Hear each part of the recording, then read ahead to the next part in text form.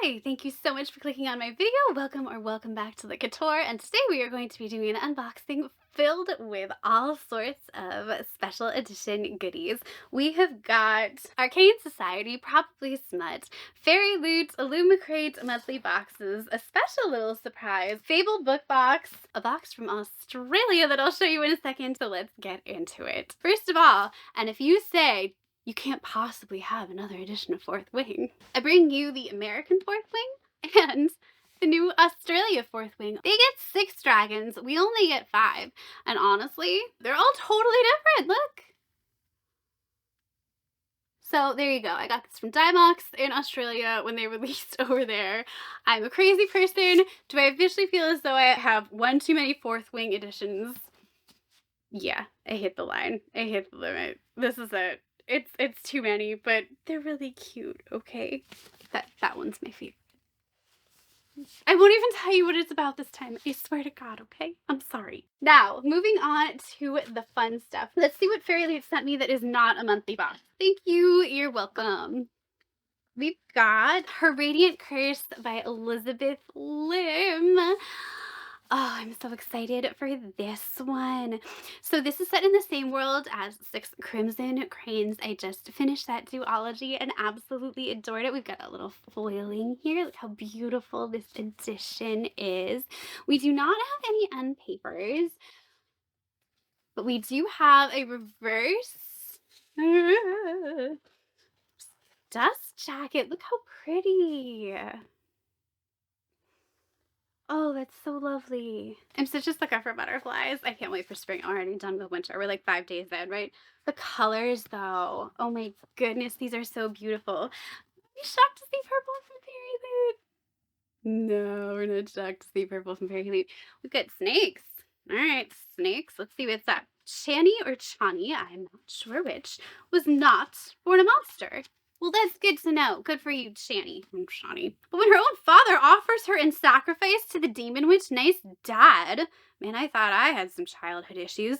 She's forever changed. Oh boy, well, if it's not the trauma, I bet there's something physical. Let's see what's up. Cursed with a serpent's face. Oh, that's right. We're getting the backstory of the stepmother in the original story of 6 Crimson Cranes. So now Chani has a serpent's face, and she is the exact opposite of her incredibly beautiful sister, Vanna. And the only person who, of course, in the village does not look at her like a monster is said incredibly beautiful sister, Vanna. Oh my goodness. And that is thus the only person she loves and trusts. Now that she's 17, Vanna is to be married off, oh dear, in a vulgar contest that will enrich the coffers of the village leaders. Are we shocked to hear this? No, no one's shocked. Me neither. Only Chani, who's had to rely on her strength and cunning all these years, can defend her sister against the cruelest suitors. Oh, but in doing so, she becomes the target of his wrath. Of course she does. Launching a grisly battle royale, a quest over land and sea, and a romance between sworn enemies, and a choice that will strain Chani's heart to its breaking point. I am so excited. I thought her name was Raimaka in the original book, though, so I'm very curious to see. Does she end up changing her name to hide her identity? Is that what happens in the end? I don't recall, but I am so excited to read this. Very curious to see what our tiger friend is doing. You better be a friend, not a foe. I really like tigers. So Elizabeth Lim's writing is absolutely stunning, so I am just incredibly excited for this edition, and I can't wait to read it, but it looks very, very summery, so I think I'll be waiting for the summer seasons for that one. Next is something that is kind of completely different. This is Little Inklings, and if you don't know what that is, this is their fully booked planner. And if you're going, Kristen, it's planner, why are you showing us a planner, you insane person? No, hang on. This is a book journal, not a planner.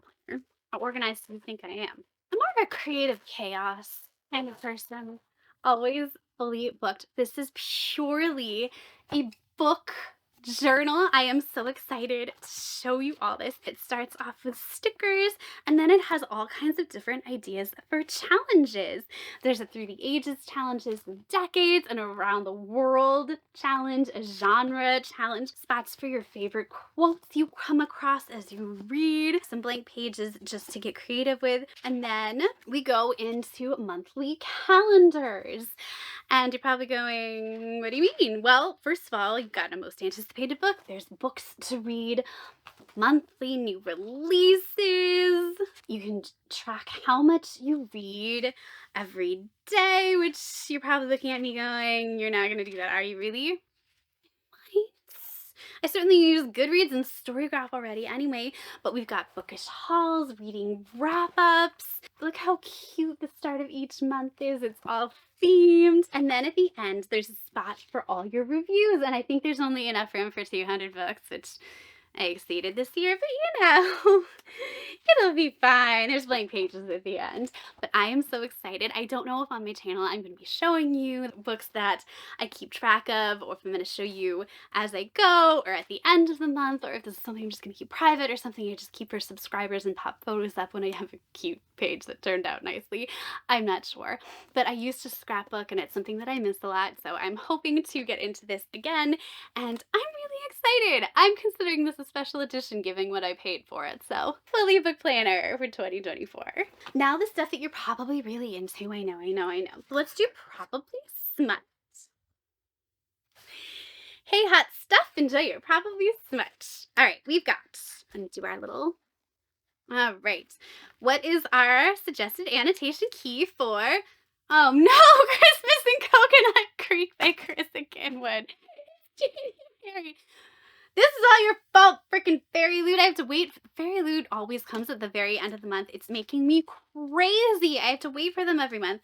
But I read for the plot crossed out dirty talk. Oh, this should be good. Here are the annotation keys. We've got the characters. Oh my god, the banter. Just friends. Yeah, right. I'm sweating. The mouth on this man. Holiday vibes. BRB crying. We mean laughing, crying, right? Laughing, crying. Favorite quotes? And LAMO. All right. I love that they do this. Isn't this just the cutest gosh darn thing you've ever seen? Who else does that? No one. Just Probably Smut. Here's our main characters. And oh, here's of course more for our journal. And look how freaking cute this is. I love this cover so much. Okay, let's hear what this is about so I can tell you, and we can all forget till next Christmas when I actually get to read this. There are a few things Coconut Creek has that Pine Ridge does not, like coconuts, palm trees, close enough, sandy beaches, butterfly museums, what do we want, Animal Crossing, infuriatingly attractive special forces veterans. Okay, not my favorite trope, but we'll see. When Colorado elementary school teacher Ophelia Brody decides to ditch her divorced family for a Christmas in the Sunshine State with her college roommate, boy, I had to miss a family party, and I still have family members who aren't speaking to me, so hope that goes over well for you. She doesn't expect a mile-high meet cute, to tailspin the entire trip. Frankie is cocky, presumptuous, and shameless, and just the right distraction from her depressing, fruitless dating life back home for a few weeks. So, Pine Ridge, not a great place for men. Got it. It just so happens that the retired fighter pilot is in somewhat of a rut of his own, and the circumstances around their coincidental meeting and unavoidable physical attraction are the perfect excuse for a festive fling. Festive fling. That's my new favorite trope. That is a trope. But that's what it should be called forever and ever. Hashtag festive fling. The rules are Ophelia teaches him how to date again, and Frankie shows her exactly what she should be demanding behind closed doors. Shut up. Friends with benefits until the ball drops in the new year. Yeah, sure. Okay, guys. But a little bit of long-lost Christmas magic just might find a way to stir up more than their complicated paths. Y'all are gonna light each other up like a freaking Christmas tree, and I love it.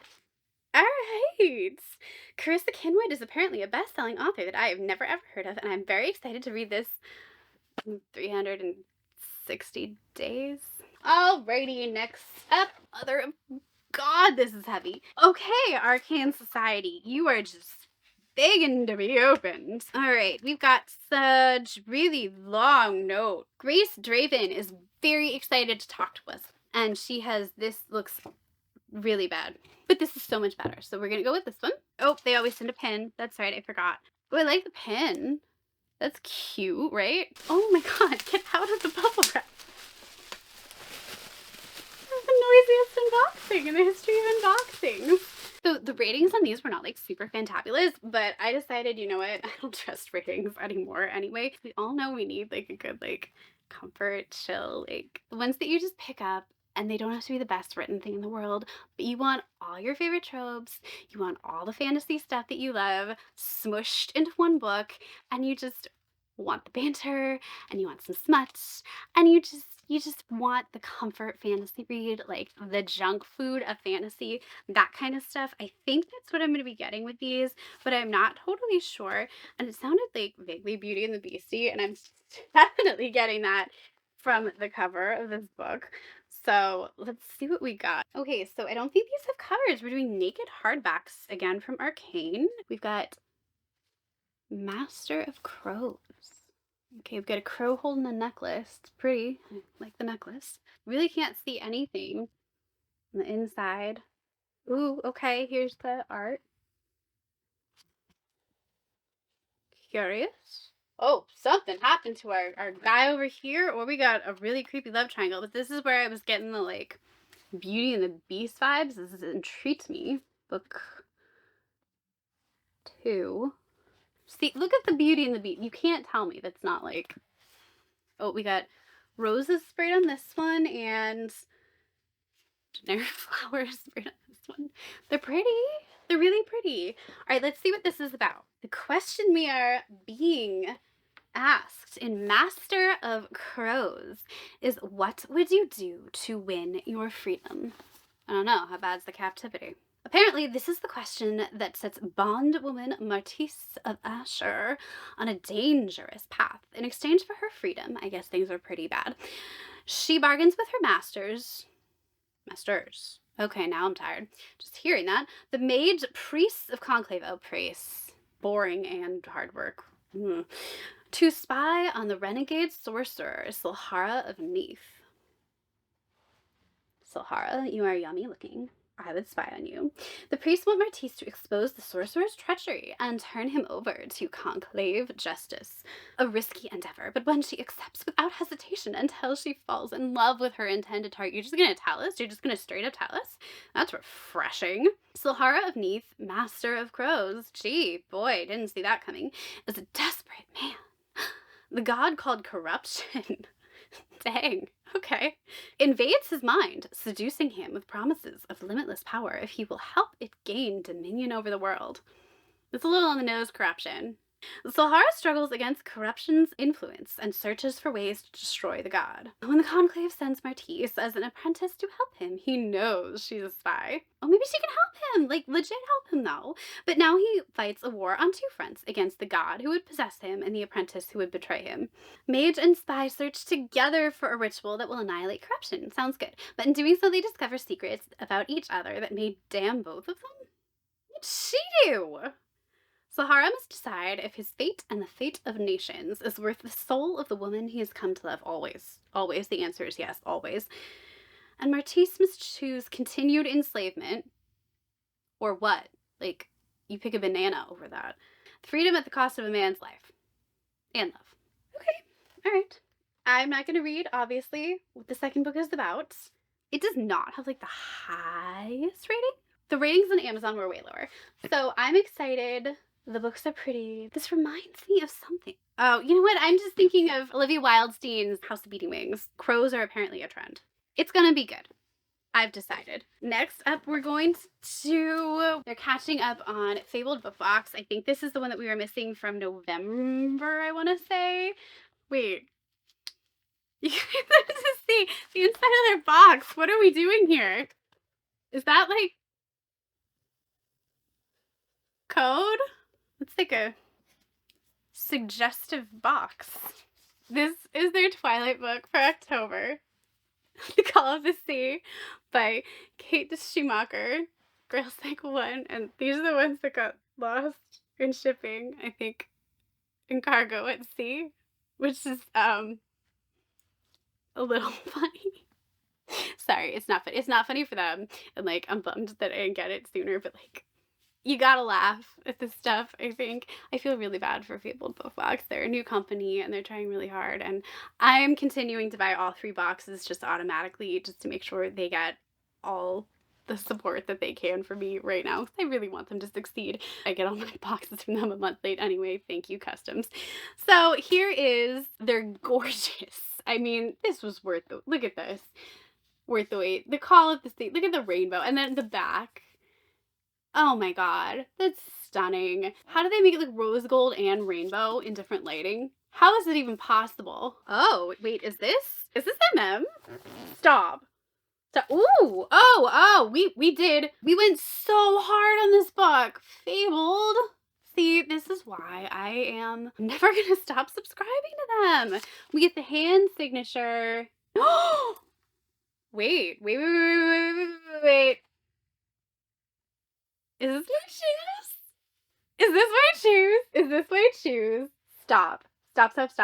Let's talk what this book is about. Okay, so. Here are the tropes. Ready? I love that they give me these.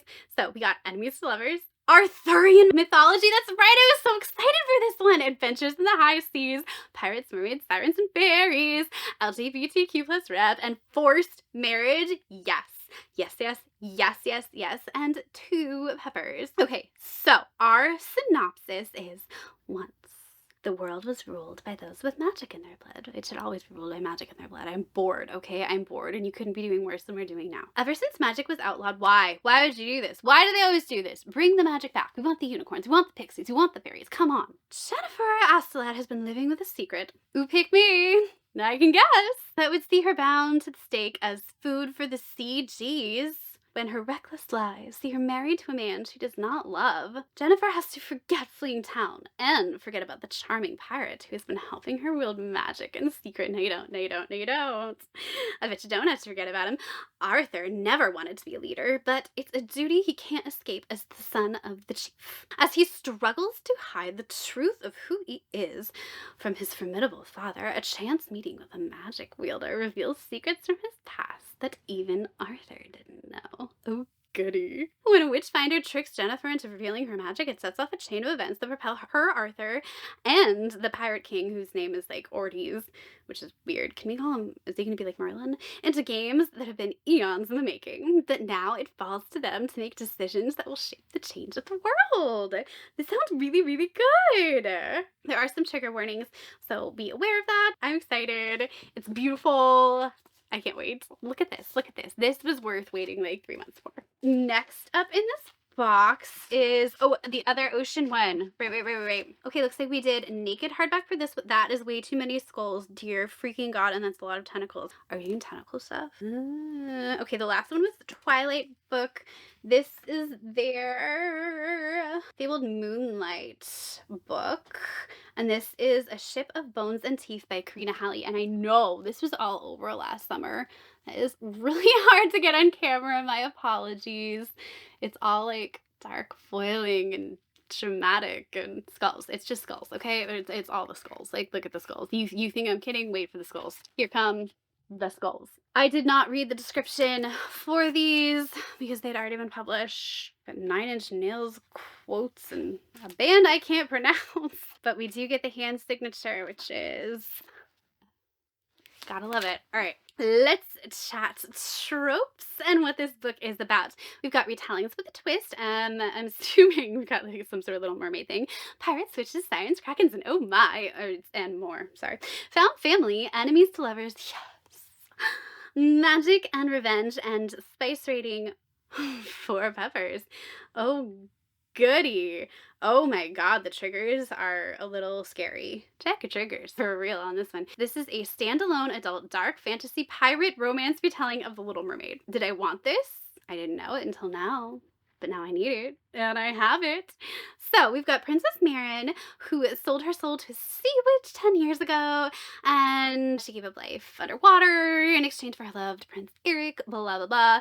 But it's been 10 years of abuse and a misery because this prince is cruel and miserable and horrible, and I'm pretty sure they do mean, like, not just like, hey, you look bad in that dress kind of abuse. Now she wants nothing more than to leave him and her royal role and find a way to reverse the spell. Makes total sense. I hear you, Marin. I'm really sorry for your life. Finally, an opportunity presents itself when the prince and princess are traveling overseas and they are taken hostage by a band of notorious pirates led by the fearsome Captain Ramsay Bones Batista. Okay, Bones was like, did anyone collect Beanie Babies? He was this little dot. Never mind. Okay. So Marin has heard sordid tales about the infamous pirate who was not a Beanie Baby. Not only is the ship supposedly haunted and crewed by the damned, oh, we're going full on Pirates of the Caribbean here, but no prisoners ever survive. Fortunately for Marin, she soon learns that the captain also has a score to settle with the Sea Witch. Bam! An enemy of my enemy is my friend and all that, right? Right. But Ramsay gets more than he bargained for when he learns who and what Marin is, and then her appetite for revenge, freedom, and bloodlust rivals his. Ariel? Meanwhile, Marin finds herself falling for the pirate's dark nature, even as she discovers that Ramsay has a secret more deadly than her own. How fun for everyone. That's, Fabled Moonlight.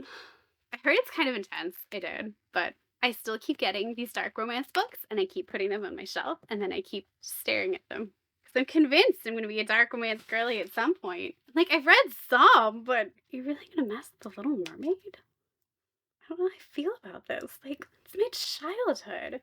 I want to be where the pirates are. All right, and then finally from Fabled Book Box, we have, I think this is their Knights book. Yes, this is The Bayou Never Tells by Shelley St. Clair, and I accidentally matched this pretty darn well, I think. That's right. Accidental matching for the win. All right, let's show you guys this. This is absolutely so stunning. I do remember seeing the mock-up for this in the email and being like, oh, I love it so much. And in person, like, the camera is not doing this justice. It is so vibrant. It is so beautiful. There's vaguely like 70s vibes. Shelley St. Clair, who, oh, come on. It's beautiful. You guys. Oh, I love this so much. This is so pretty. Yes, I love this so much. Oh, she gave us the full signature. That takes effort. Should we get a playlist? I think they all do this in Fabled. What should we be listening to? Is there a single one in here? I know. I am not this cool. Well, I recognize some of the bands.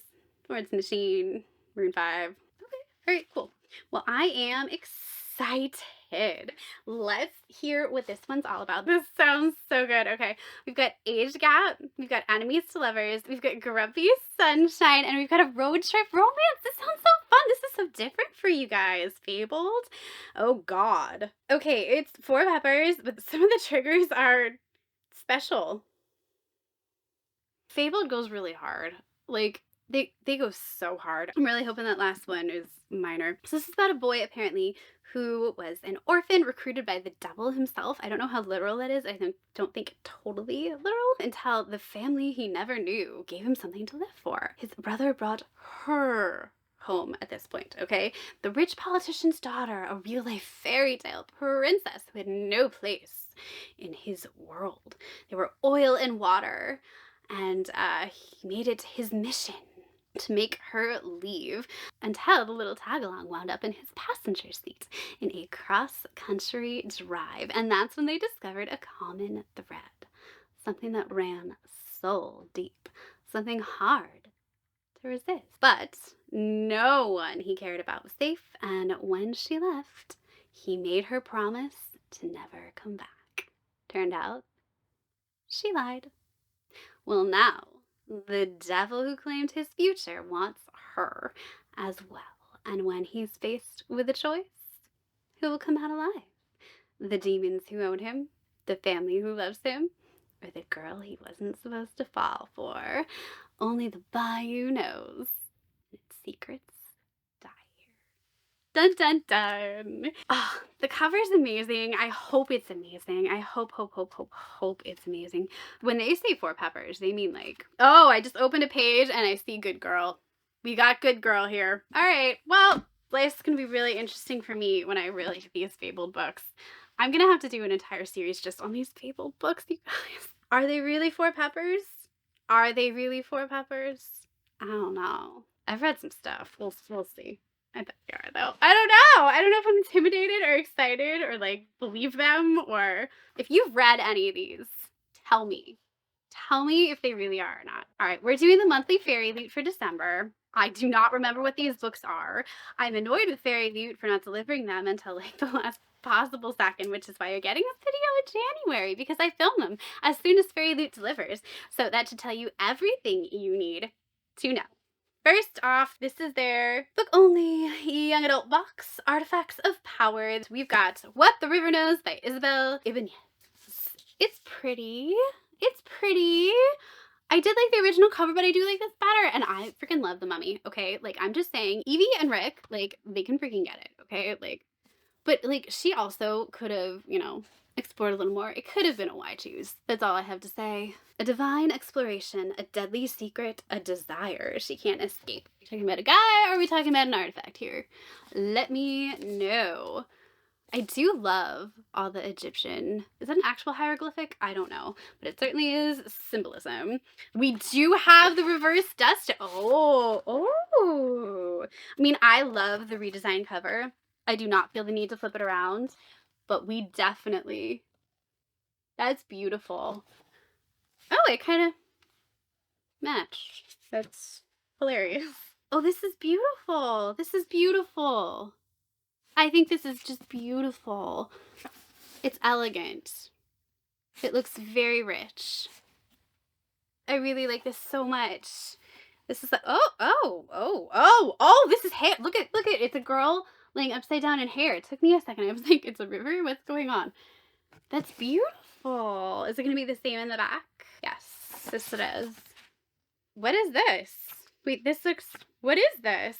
Read on for the exclusive Fairyloot annotated chapter? Wait, look! It really is! Oh, that's so cool!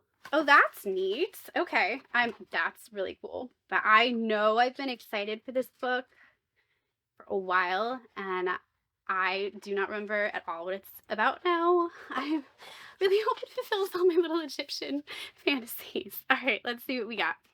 In the glittering society of 19th century Buenos Aires, Inez Oliveira has everything except the one thing she really wants. Oh, her parents. Oh, who frequently leave her behind in their globe-trotting adventures. It's way less sad. I mean, it's still sad. Like, I'm sorry for you, but they're alive. Then she receives a terrible letter. Her parents have passed away in mysterious circumstances. I jinxed you, girl. I'm sorry. Determined to uncover the truth, she set sail for their last port of call, Cairo, bringing only her sketch pads and an ancient ring that her father sent to her for safe keeping. But upon her arrival in Egypt, the ring flares with ancient magic. Yes. And Inez is thrust into a treacherous game that could threaten her life and into the path of her new guardian's infuriatingly handsome assistant, who seems determined to thwart her at every turn. No, he just likes you, girl. That's just what they do. The Mummy meets Death of the Nile in this lush historical fantasy set in 19th century Egypt, filled with adventure, rivals to lovers, romance, and a dangerous race. God, I'm so excited for this. I'm probably gonna go read this. Like, yes. I'm so excited for this book. I'm so excited. You have no idea. The Mummy, like, that awoke something in me, and you know what I mean. God, Fabled book box awoke something in me. I need to, calm it down. All right, so this is adult then. We've got Eclipse. This is the book only adult box. This is Fabled by Sarah L. Arifi. That's right, I did know that. I love the color change. Oh, I was so not into the orange. Are you seeing this? This is stunning. Wait, isn't Illumicrate doing Fabled too? Am I insane? This is beautiful. Oh, I love this so much. Oh, this is gorgeous. Okay, we've got reversed dust jacket. This is so pretty. Oh, so pretty. Kaylee, you can't help yourself. I'm switching from warm colors to cool colors. And I'm so here for it with this book. This is beautiful. Oh, I love this so. Oh, there they are. That's more the original color scheme. Oh, that's where you're doing the author's signature? Ooh, okay. I kind of like that. Oh, God. The binding. Jeez. Breaking this book. The crunching is concerning. Okay, I just spoke about this in my books I'm most excited for, but let's chat anyway. Urine was born on a battlefield, lived on the battlefield, and one day will probably die on a battlefield. I bet you she won't. Beg to differ. Okay, so Urine has known nothing but violence her whole life because she is in the elven army. Like, she's an elf. Okay, cool. Got it. Noted. And her sister, Lettel, is trying to make a fortune as a diviner. Okay, but like, I don't think it's doing very well. She's seeking prophecies for like a better future. Good for you, Lettel. I'm with you, Lettel. One day, a fatal mistake leads to Urine's exile from the Elven lands, and of course her sister's gonna go with her because, like, what else is she going to do, right? So both sisters are forced into the terrifying wilderness beyond. I mean, yikes.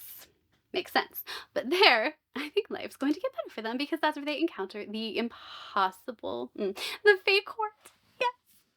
Fae Court. Going for the Fae Court. Now, apparently, the Fae haven't been seen for a millennium. But now, Urine and Lettel are thrust into their seductive world and torn between their loyalty to each other. Why?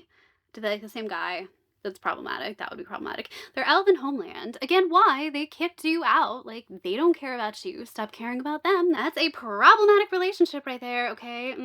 Give and take. Like, there's no giving there. And their hearts. Why? I don't know. Well, anyway, I'm excited for this one. I love anything with Fae. This sounds like a very different take on Fae from, say, oh, I don't know, SJM. But this is gorgeous. I love the color change. Totally excited.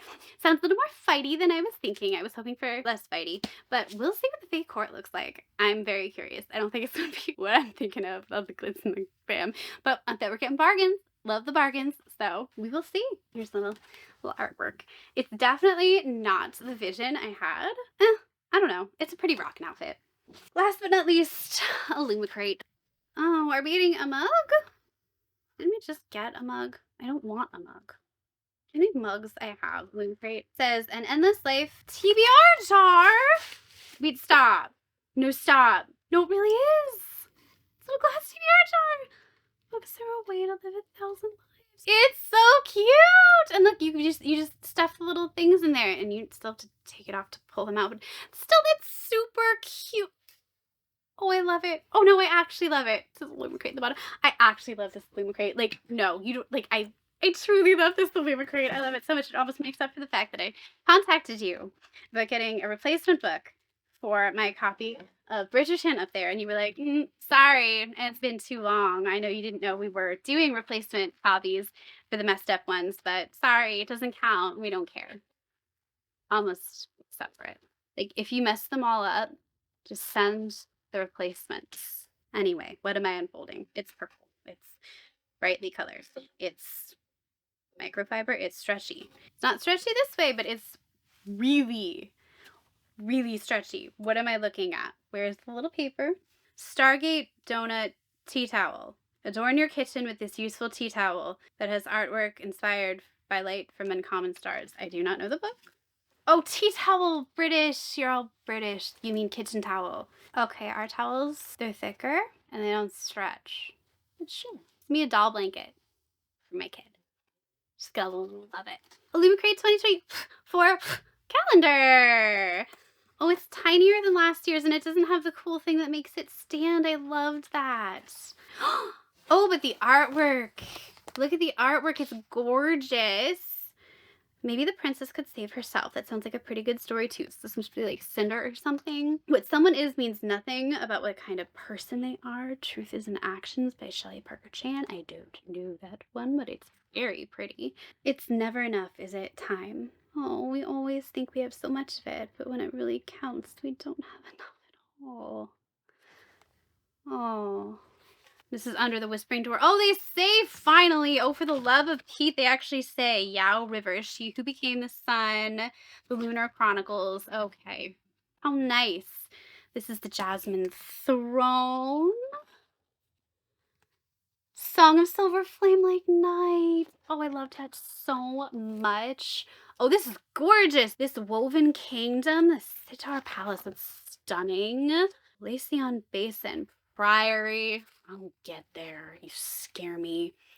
The Great Cave of Socotra, The Adventures of Amina El Sarafi. Yeah, no, look at that. Oh, the book was fantastic. Stargate Donut, Light from Uncommon Stars. Did I miss completely? The Night Market from the Stardust Thief. Look how stunning. Air Castle Realm of the Chickpea. So this is ever after. Well, that sounds like fun. Realm of the Chickpea.